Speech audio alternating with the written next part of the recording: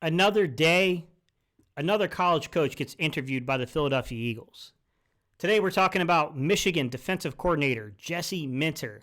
Fascinating dude when you look at the coaching legacy and like kind of why his name is creeping up, why you may have heard of this person before, why you're like, you know what, Gate, I think I've heard that name before. Why do I know that name? Interesting dude, man. We're going to play a little bit of 6 Degrees of Kevin Bacon here and kind of who this guy is, who he knows, and why he's got such a wave of momentum behind his name. All right, y'all, let's get into it. What's up, Cerebral football fans? My name is Steven Hyder. This is Gate City Sports Channel. Jesse Minter is the next name up on the college circuit that we're hearing rumors about the Eagles bringing in for an interview. Definitely a marriage there between the two Harbaughs in Michigan and Baltimore. He is the current defensive coordinator for the Michigan Wolverines, but you probably know him better as the former secondary coach underneath Wink Martindale and the Baltimore Ravens. And that's where things get interesting, right? Because you have to kind of play a little bit of what is going on here. Like that name is oddly familiar to me. It has to do with John and Jim's father, Jack Harbaugh, and kind of his coaching tree, his relationship with guys, right? Because if you go back to when John left the Philadelphia Eagles, John was our special teams coordinator, guys, back in the Andy Reid era of the early 2000s.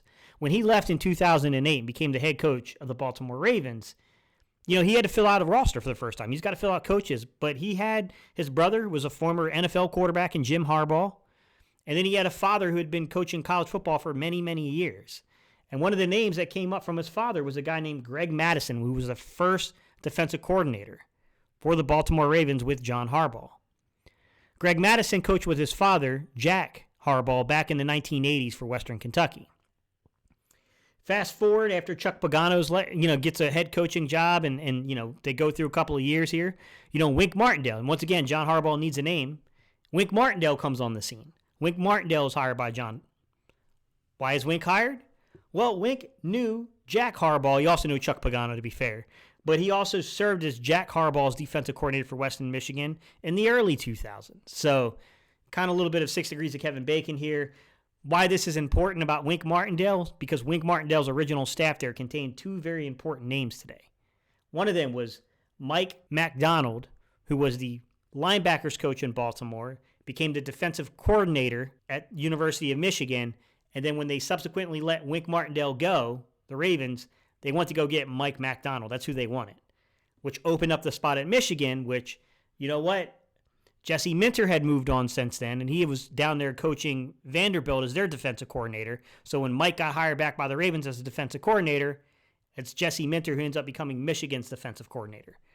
So Wink Martindale, the connections back to Jack Harbaugh and the Harbaugh family, a guy's got a pretty impressive lineage in the league, to say the least. Like, that's why you probably know his name, to be honest. All right, let's get into the scheme, the system, what I noticed from the games. Guys, I'm sorry I have to go fast because, like I said, I had like 24 hours to study this guy. And a couple of things I noticed is right away they were asking him about the similarities between Mike MacDonald's system and his system. Like, hey, man, you're both coming from Wink Martindale's system. Like, you guys both coached in Baltimore together.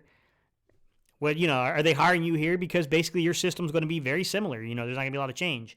And he said that, on the film, you may not stand out to you what the differences are, but philosophically, there are some differences between Mike's system and my system.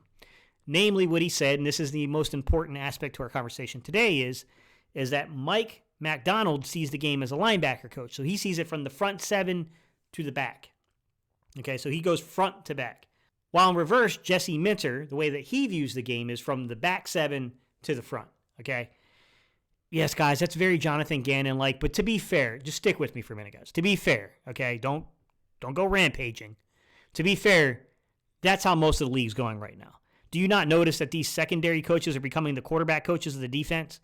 The rate of being elevated, the way that, pretty much if you want to become an offensive coordinator, you want to become a head coach, you better work with the quarterback. Well, in today's modern NFL, it does seem to be a trend now. There seems to be a pretty strong trend going on with, hey, man, you can become a defensive coordinator and potentially a defensive-minded head coach. You might want to work with the secondary. So you kind of have to pay attention to the swings and momentum of the league, and that's what's going on right now, guys. So before y'all go rampaging like, oh, man, not the same stuff again, there are some similarities to Jonathan Gannon, but there are some very stark differences. So stick with me, all right? Biggest concern I have about this. I just want to start with the negative first, guys, get it out of the way, and I'll get into what I saw positively about this guy.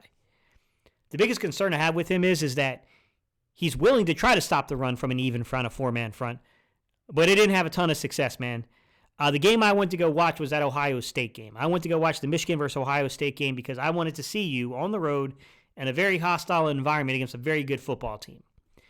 And, you know, I'll be honest, man, they got gashed in that first half of that football game. Guys, they gave up 120 yards rushing in the first half. A lot of that came out of that four-man front where they just could not stop the run from a four-man front.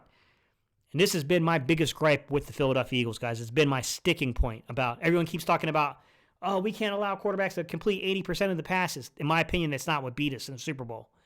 Patrick Mahomes is a great player, man, and we had an uphill battle in the second half versus Patrick Mahomes. There's no doubt about it. But them getting like 116 rushing yards on us in the second half is really what killed us. Our inability to stop the run from a four-man front, to be able to play and have the luxury of playing the coverage the way that Jonathan Gannon wanted to me, was the nail in the coffin. That's, in my opinion, if you're going to go with a similar, it doesn't have to be the exact philosophy, guys, but if you're going with a similar philosophical approach to defense, you better find out how to stop the run from a four-man front. You better know how to stop the run with a six-man box. That concerns me about Jesse Minter's defense, guys. Okay, I'm not saying that he never plays five-man fronts. He did. There were some key moments in the game to where I saw something from him where I said, hey, man, thank you. Thank you for showing me common sense on the film, guy. He went with a five-man front and played man coverage behind it. Guys, that takes balls. He had the balls to do it. He showed the testicular fortitude to do what we all know should be done, which is, hey, man, it's 4th and 2, it's 4th and 3. You know that you got to take away these easy, developing routes from these guys and then bring people in the box. So he went with a five-man front and played man coverage behind it, guys. Smart. That's what I want to see, but I'm still concerned about his ability to stop the run with a four-man front. I'm not going to front. I'm not going to lie about that, guys. I'm not going to hold you there. All right. Statistical markers, because I know some of you guys will be like, come on, Gate. You're the smart guy. You know we're smart, too. Don't try to hand us one game and pretend that defines a dude's ability to stop the run. I got you. Mind you, I'm on a time crunch here, guys. Scouting combine's coming up. You know they're going to make this decision pretty dang soon, so I don't have a ton of time to go watch 12 games on this dude. What I do have the time to do is just pull up some, underlying advanced analytics and tell you what the numbers are. Average line yards, guys, 2.57, which is 50th.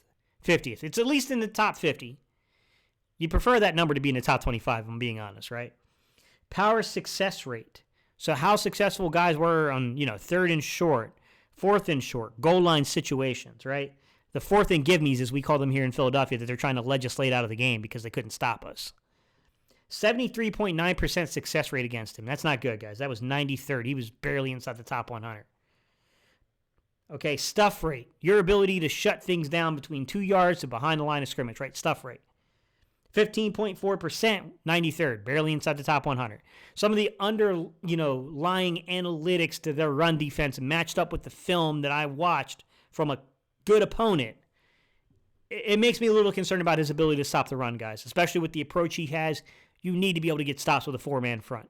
Okay, 6 in the box, four-man front. Even if you're playing a five-man front, if you're still in like a dime situation or a nickel situation, you only got a single linebacker, you got to be able to get a stop with a 6-man box.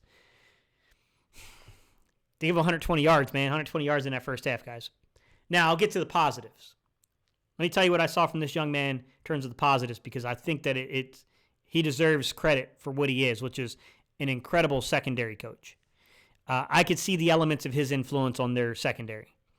Man, he did a lot with some post-snap disguise, pre- and post-snap disguise, especially from his safeties. A bunch of movement, man. He had C.J. Stroud frustrated a few times. I like what I saw there from him in that regard. I think that there's something there with him, man. Like, this is a dude that I definitely think is going to end up being an NFL coach one day. Like, there's definitely some intelligence here to what he's doing.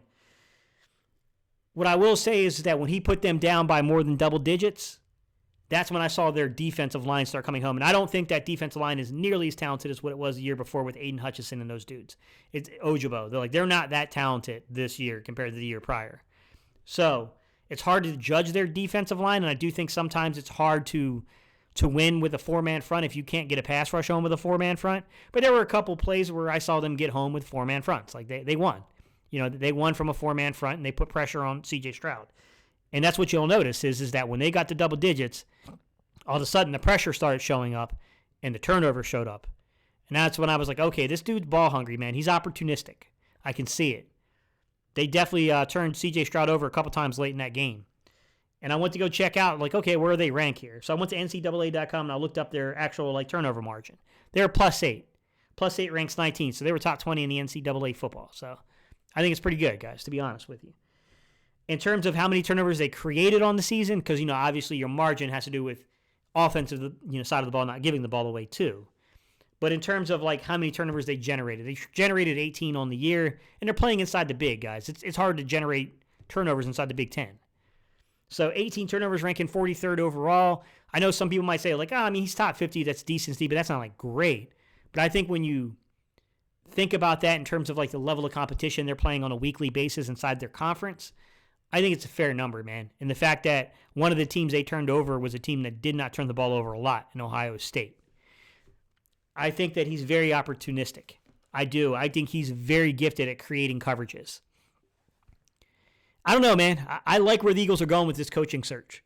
Now that Jim Leonard, who I think Jim Leonard is absolutely fantastic at creating run stops. I think that that's a guy that, whether I was going to hire him or not, I want a conversation with him to talk about, hey, man, how are you stopping the run with 4-man fronts? How are you winning so often with these odd fronts, 3- and 5-man fronts? How are you winning, man? How are you doing this through the running game? Because it's spectacular.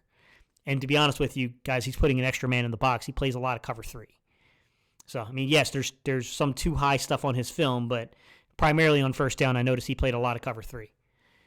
Then you go to a guy like Jesse Minter, and, it's hey, man, you did some real creative things with your coverages. Where'd you come up with this? Why are you moving your safeties this way? What did you see from Stroud that made you think that you could do this? I think he would be a guy I'd be interested in talking about that. And the next guy they have up for an interview, I don't know if you guys heard this yet, but co-defensive coordinator Glenn Schumann from the University of Georgia. He's taking an interview with the Eagles, guys. I don't know if they're going to hire any of these dudes. I can't say that.